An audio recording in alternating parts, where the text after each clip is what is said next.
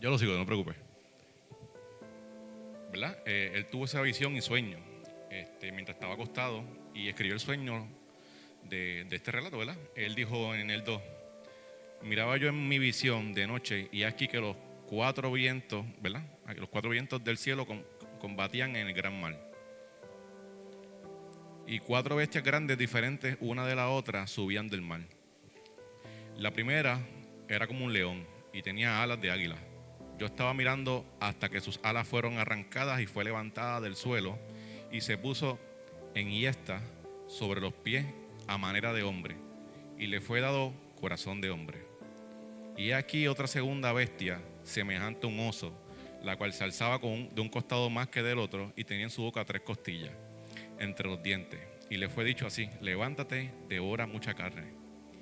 Después de esto miré y aquí otra semejante a un leopardo con 4 alas de ave en sus espaldas. Tenía también esta bestia 4 cabezas y le fue dado dominio. Después de esto miraba yo en las visiones de la noche y aquí la cuarta bestia espantosa y terrible y en gran manera fuerte, la cual tenía unos dientes grandes de hierro, devoraba y desmenuzaba y las sobras hollaba con sus pies y era muy diferente a todas las bestias que vi ante ella y tenía 10 cuernos. Un sueño loco, ¿verdad? Porque ¿quién va a soñar con 4 bestias al garete en ese momento? Tenía que buscar cosas de la naturaleza para compararlas porque no entendía a qué y por qué. Y es interesante porque me puse a leer de esto en esta semana, ¿verdad? Para entender, porque yo tampoco es que sepa qué son las bestias. Ahora lo sé, porque lo estudié. Y era una visión de su momento y de lo que venía para un fin común. Me puse a buscar y pude entender que las 4 bestias eran simbolismo y al mismo tiempo eran encarnaciones espirituales de dioses paganos. La primera bestia, ¿verdad? Decía que era un león con alas de águila. Esto representaba el imperio babilónico. Muchos dicen, ¿verdad? Pues sí, ok, es que se parece a Babilonia porque Babilonia tenía pues la estatua de Nabucodonosor y un par de cositas. Y la realidad es que si indagamos bien adentro, déjame buscarlo por aquí a ver si sale, a ver si funciona. Ahí está.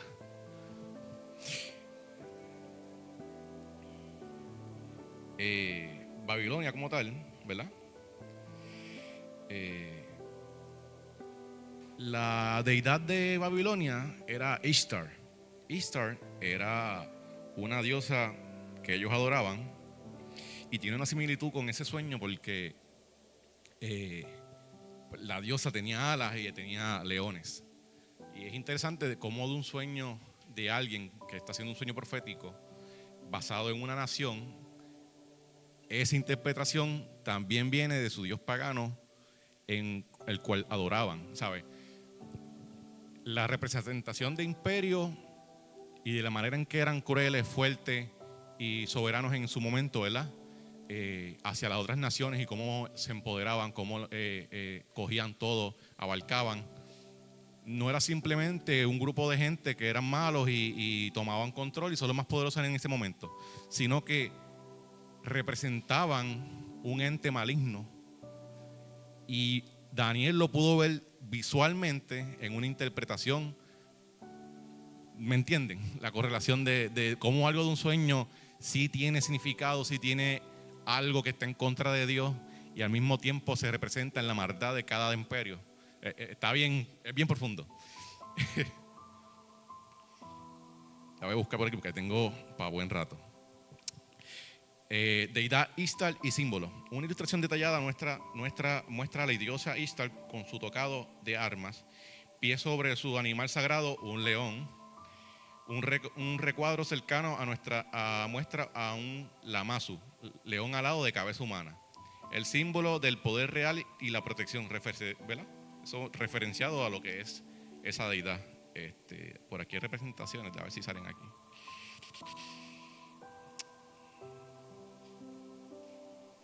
Por ahí está. Babilonia tenía una entrada que es lo que se llamaba la puerta de Ishtar. Y era representación a lo que estamos viendo del sueño de Daniel. Y es bien interesante porque tú puedes ver que a veces los sueños tú los ves como algo pequeño, pero la profundidad y la magnitud de lo que te llevas a entender por cada proceso y cada información, de la profundidad y lo que Dios quiere llevarte, que no simplemente es un sueño. A veces es mejor sentarse y pedirle discernimiento a Dios para entender lo que significa ahora y a futuro, porque también puedes tirar más de lo que conocemos. ¿Verdad? Vamos acá, visión de noche. Voy a seguir con la segunda representación, ¿verdad? Que es lo que Medo-Persa.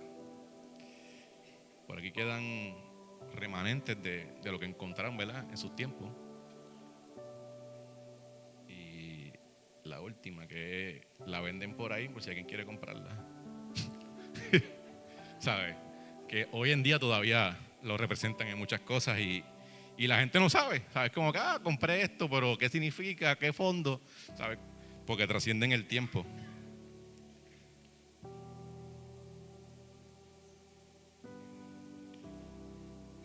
Vamos con la segunda bestia, ¿verdad? Interesante también que lo representan como un oso que se levanta más de un lado que de otro, con 3 costillas. Y las 3 costillas está bien interesante. Voy a buscarlo por aquí, porque lo tengo por ahí.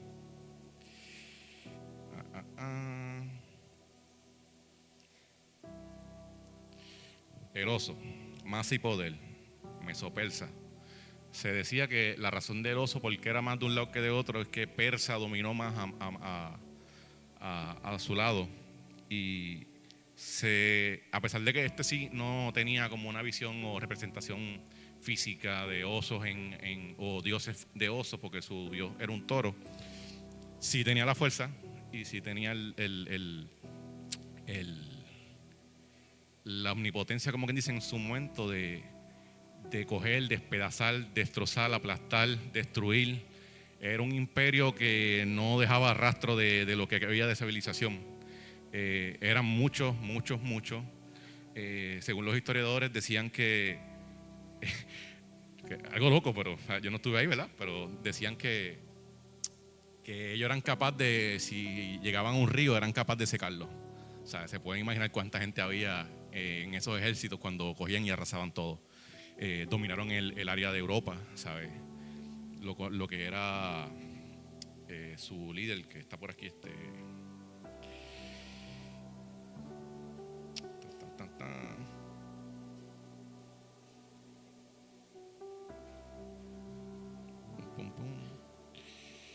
Alejandro Magno.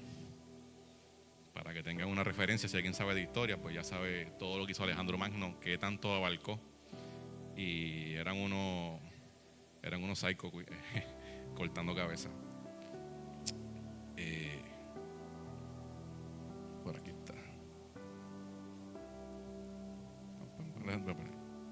Perdón, no era el otro, era antes. Que es información. Aquí está. La deidad más cercana, ¿verdad?, de los antiguos persas era la idea de la soberanía y la fuerza, que era Mitra, dios de los contratos, justicia y el sol. Aunque el animal asociado a Mitra era un toro, el oso en la Biblia representa la forma de operar de los persas. Fuerza bruta. El oso no es rápido como el leopardo, pero es masivo. Los persas ganaban sus guerras por el tamaño colosal de sus ejércitos, como los jerses, que según los historiadores antiguos secaban los ríos al beber de ellos. El alzamiento dual. Como viste en las imágenes, el oso se alzaba más de un lado que del otro. Esto representaba cómo los persas terminaron siendo la rama más poderosa dominante sobre los medos. Por eso es que estaba. Y ellos, las 3 costillas significan 3 imperios que ellos devoraron. Por aquí a buscarlo.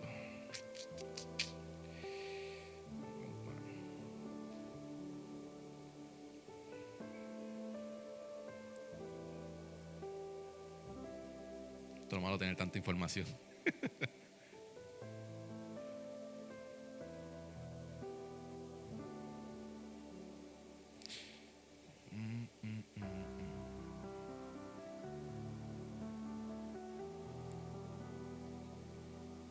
Aquí está. Las tres costillas históricamente representan las tres grandes conquistas que consolidaron el imperio: Babilonia, Lidia y Egipto. Para que lo tengan de referencia, esas son las tres costillas. Si nos vamos entonces al otro animal,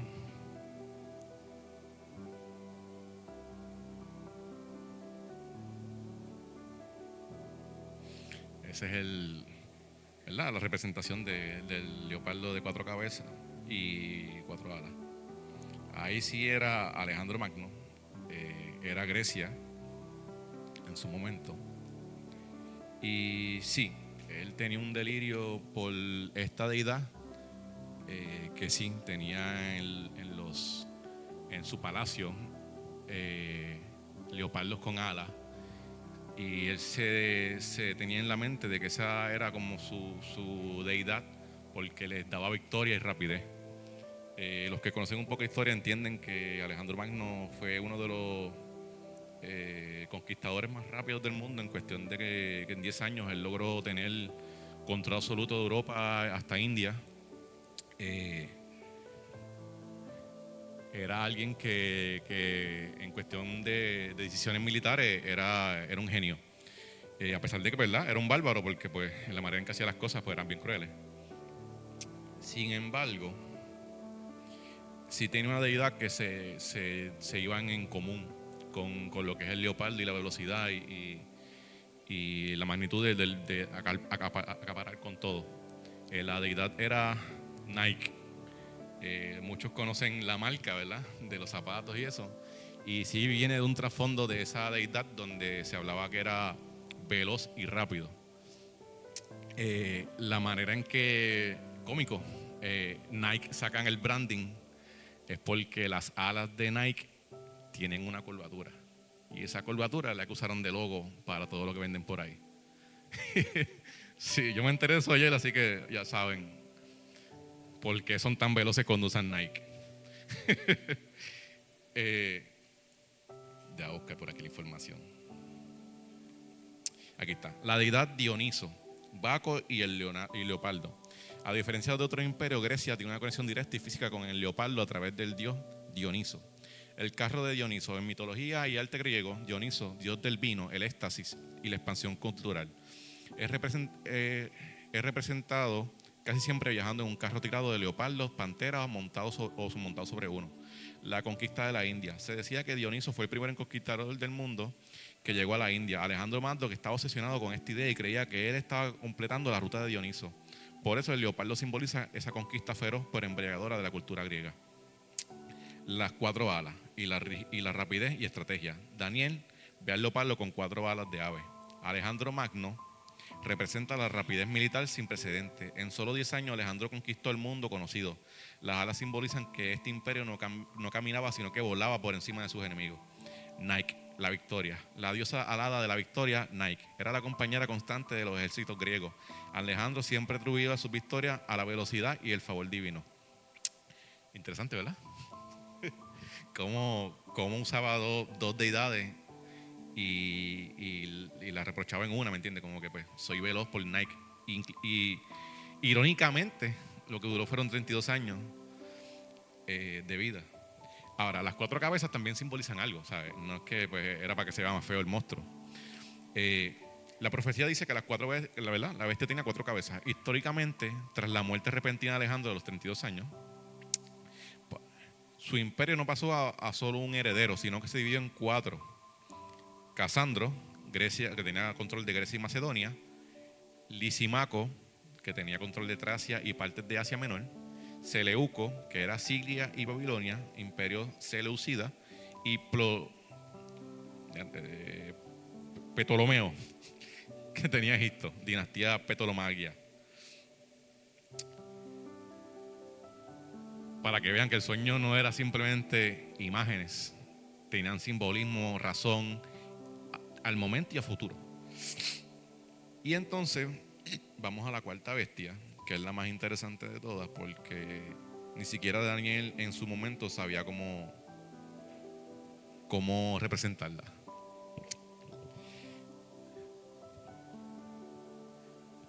En Daniel 7:7 decía: Después de esto miraba yo en las visiones de la noche, y aquí la cuarta bestia, espantosa y terrible, y en gran manera fuerte, la cual tenía unos dientes grandes de hierro, devoraba y desmenuzaba, y las sobras hollaba con sus pies, y era muy diferente de todas las bestias que vi antes de ella, y tenía 10 cuernos. Daniel en su momento no supo describir algo porque no era comparable con nada de la naturaleza. Era una aberración, era algo que tú no sabes explicar porque lo que se ve no lo entiendes. Y tenía razón, ¿sabes? Porque ese imperio era el imperio romano, y Roma era algo que no iba con el contorno humano en su momento. ¿Por qué? Ok, la bestia tenía dientes de hierro. Para los que saben de historia, el hierro y la edad de hierro pasó en Roma. Ellos crearon lo que se llamaba los gladius, que eran las espadas de hierro. Dominaron el imperio completo de Europa, arrancando de raíz todo lo que encontraban, porque ellos no adoraban, adoraban muchos dioses, pero no adoraban dioses. No sé si me entienden. Ellos consideraban Roma su dios y a César su dios. O sea, nosotros somos Dios, representamos Dios, adoramos dioses, pero somos Dios. No se entienden ellos mismos, pero son ellos mismos. Y de esa misma manera acaparaban con todo, ¿sabes? Ellos llegaban a los sitios, destruían y adoctrinaban a todo el que encontraran de que esta es nuestra ley y tú la vas a aceptar. No era algo como que Alejandro Magno, adoraba a sus dioses y hacía sus cosas, pero no te inculcaba. Acá tenías que inculcarte, aprender y también adorarlo y servirle y entregarle y ofrendarle. Y esa magnitud de cómo ellos destronaban, destruían y hacían un imperio en cada sector, es lo que él veía como abominación, porque no era algo natural. Interesante de este monstruo es que se dice, ¿verdad?, en los versículos, que en el 8, mientras yo contemplaba los cuernos, he aquí otro cuerno pequeño salía de entre ellos, y delante de él fueron arrancados 3 cuernos de los primeros. He aquí con este cuerno tenía ojos como hombre y una boca que hablaba grandes cosas. Se arrancan 3 cuernos del monstruo y sale uno pequeño con ojos que habla grandes cosas. Me puse a investigar y sí, tenemos relación con el Apocalipsis y el Anticristo, que lo podemos ver si ustedes lo buscan aquí más adelante, también te lo referencia en Apocalipsis. Pero lo interesante de esto y lo que yo no había visto y percatado que entendí es que antes de llegar al Apocalipsis, que es más adelante, ¿verdad?, futuro, hay un semifuturo que lo que se habla de ahí, de ese cuerno, es la representación de la Iglesia Católica Romana. Y es interesante porque cuando buscamos en la historia, Roma, lo que pasó cuando el imperio se fue finalizando, se sacaron 3 ramas de ese imperio y creció una que era lo tengo por aquí, el poder papal. Lo voy a leer de aquí más o menos para que tengan una idea. La bestia terrible, sin nombre y solo poder. Daniel no pudo encontrar un animal en la naturaleza a describirla. Roma era diferente a todo lo anterior. La deidad, Roma misma y el emperador. Mientras que otros imperios adoraban a dioses que representaban fuerzas naturales, los romanos terminaron adorando el estado romano, Roma, y al emperador como una divinidad misma, Divus. La bestia es terrible y espantosa y fuerte en gran manera porque exigía lealtad total por encima de cualquier otro dios. Ares y Marte, guerra. Aunque Marte era el dios de la guerra, Roma no era como Marte. Roma era la guerra. Su sistema militar era una máquina de destrucción que no solo ganaba batallas, sino que las absorbía y desmenuzaba culturas enteras. Los dientes de hierro, la máquina de guerra. Roma fue el imperio que perfeccionó el uso del hierro en la guerra. Sus armas gladius, sus armaduras lórica segmentata y su asombrosa disciplina militar le permitieron romper y pisotear las naciones anteriores, Babilonia, Medo-Persia, Grecia. Todo lo que había en ese momento lo cogieron. La legión romana. Los dientes de hierro representan las legiones romanas que masticaban y devoraban a cualquier pueblo que se resistiera a su dominio. La Pax Romana. Cómico, le ponen la Pax con X. pero no había pax, lo que había era destrucción. Los 10 cuernos y el cuerno pequeño, división y el poder papal. La bestia tenía 10 cuernos, reino. Entre ellos salió uno pequeño. Representaban la división final del Imperio Romano Occidente en diversas naciones hélmicas alrededor del 476 después de Cristo, que formaron la base de Europa moderna, francos, visigodos, ortogodos, etc. El cuerno pequeño. Este representa un poder político y religioso que surgió de la misma Roma tras la división, el poder papal. Roma pasó de ser el centro de poder imperial, Césares, al centro de poder eclesiástico, papas.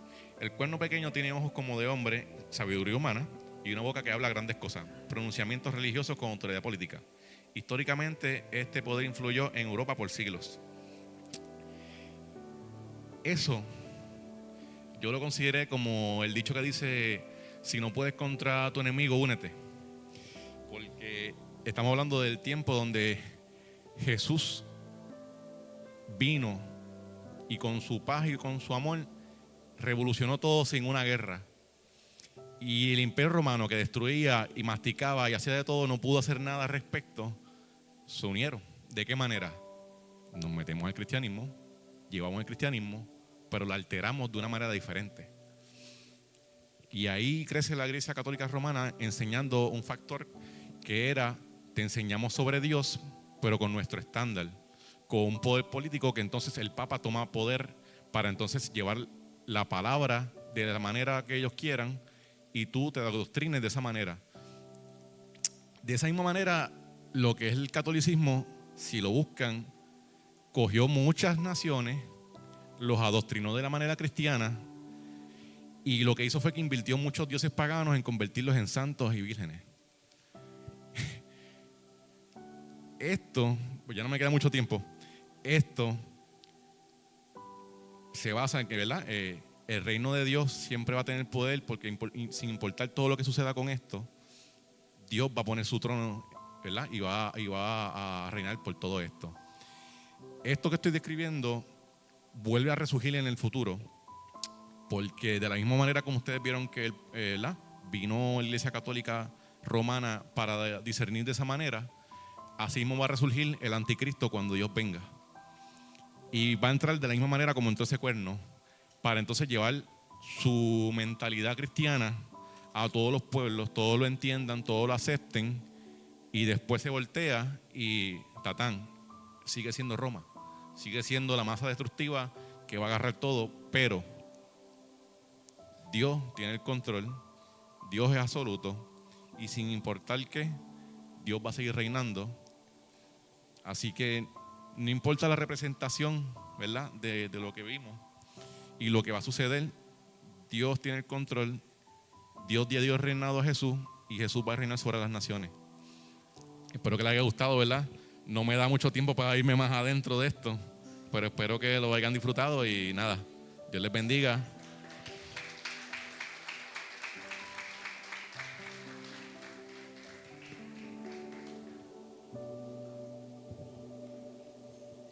Me faltó la última foto.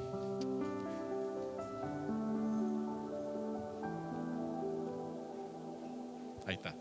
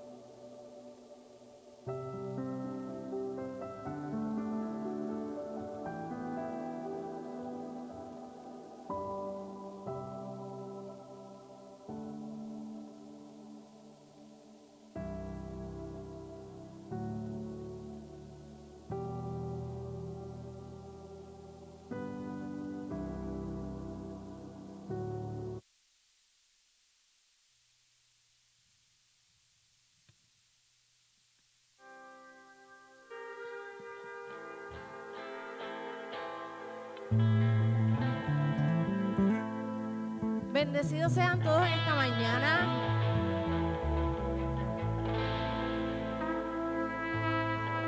Todo aquel que pueda ponerse sobre sus pies. Y que antes de comenzar este devocional,